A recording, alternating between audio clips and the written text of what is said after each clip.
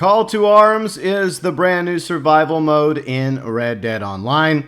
And for anyone having any difficulty with Call to Arms or new to this mode, here is my guide in order to help you get better at Call to Arms. By the way, if anyone has any tips or tricks that you would like to include, feel free and leave them below in the comment section. Before you're able to start Call to Arms, you have to get the Call to Arms letter, which can be found in either your camp lockbox or the nearest post office. Before starting Call to Arms, make sure you have your preferred weapon loadout as well as the ability card loadout of your choice, and make sure your guns are clean, either through the gunsmith or with your own gun oil.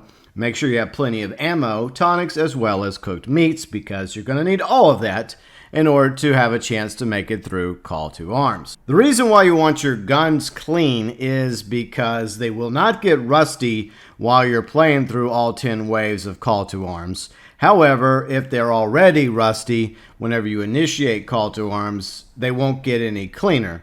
So you want to make sure your guns are clean. You also want to make sure you have the preferred weapons loadout as well as ability card loadout. The more ammo, tonics, and cooked meat you have on your possession at the beginning of Call to Arms, the better off your chances are of making it through Wave 10.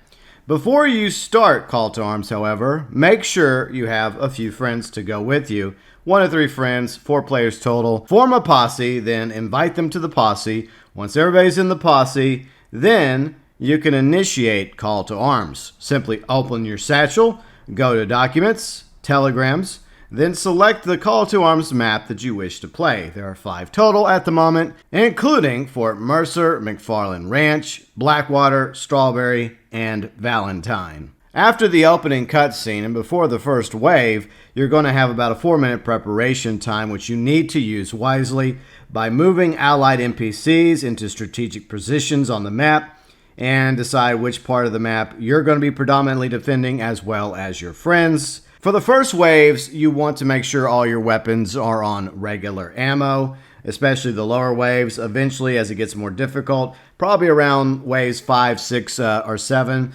then you want to switch from regular ammo to express high velocity ammo, split point ammo. I would highly suggest you save incendiary and explosive rounds for more difficult enemies.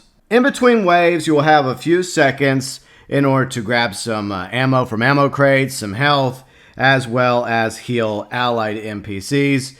The ones that are fully healed will appear as white dots. The ones that need some healing from you will appear as yellow dots. So be sure to heal the allied NPCs in between waves in order to ensure that they survive for as long as they possibly can throughout Call to Arms. Ammo crates will provide you with extra regular ammo. The heart icon is for health. The horseshoe icon is obviously for horses that you can use to ride around the map quicker, more efficiently, to help take out enemy NPCs in waves, as well as get to allied NPCs in order to heal them in between waves. And very similar to your personal horse, you're actually able to feed this horse that you'll be able to ride around on in waves.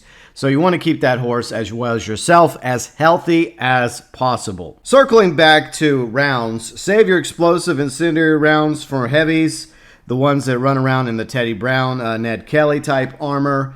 Use dynamite as well as dynamite arrows for war wagons. Always be mindful of snipers as well as the machete-wielding maniacs who can one-shot you if they get too close. Keep your eyes on the minimap to get a better idea where the red dots are coming, as well as on the map itself, constantly looking around from left to right. Know your surroundings. Find yourself a good fortified position defensively, especially for the higher waves. And be mindful of which map you happen to be on, because each one has something a little different to offer. For example, Fort Mercer, there are 2 cannons, one in the rear of the fort, one to the front of the fort, that NPCs can man and can use against you and your allies. So be sure and keep an eye on those cannons and keep the NPCs from taking control of them, or else you're going to have a really bad time. And also be very mindful of snipers whenever they happen to appear in waves, because they can one-shot you as well. Take them out as soon as possible. Hopefully this guide to Call of Arms, the brand new survival mode in Red Dead Online, has helped any of you that happen to be new or unfamiliar with this mode, and will ensure that you have a better chance of being a survivor all the way to Wave 10. For additional questions regarding Call to Arms, or for any of you that are also knowledgeable about this mode, your tips, your tricks, your suggestions for Call to Arms, as always, are welcome below in the comments section.